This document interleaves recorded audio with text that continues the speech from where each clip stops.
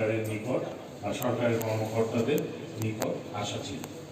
3 নম্বর যে বিষয়টা দেখা যাচ্ছে যে উনি বিভিন্ন প্রতিষ্ঠানের কাছে প্রতিনিয়ত তার পরিবারের সদস্যরা গিয়েছে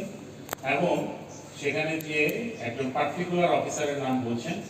ব্রিগেডিয়ার জেনারেল জিয়াউল হাসান। তিনি তখন ব্রিগেডিয়ার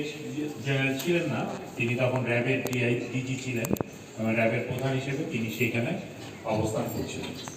যেখানে তার অবস্থান হওয়ার কথা ছিল।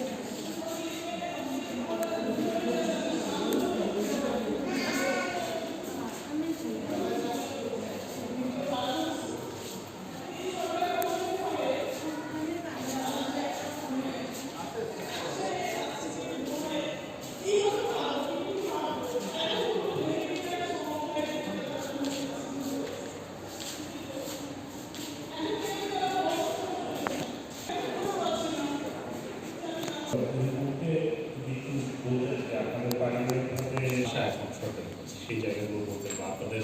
দাবিগুলো বুঝতে অন্তর্বর্তী সরকারের কাছে, উপদেষ্টাদের কাছে আমাদের একটাই দাবি, কি হয়েছে নিয়ে তাকে মানে দুইজনকে ধরেছে এবং তাকে পাকড়াও করে ভিতর থেকে নিয়ে আমরা সরকার সুন্দর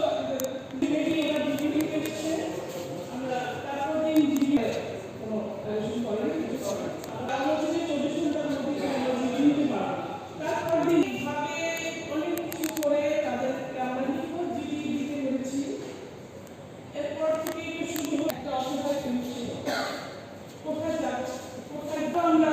গিয়েছি বিভিন্ন জায়গায় গিয়েছি, মানবাধিকারে গিয়েছি,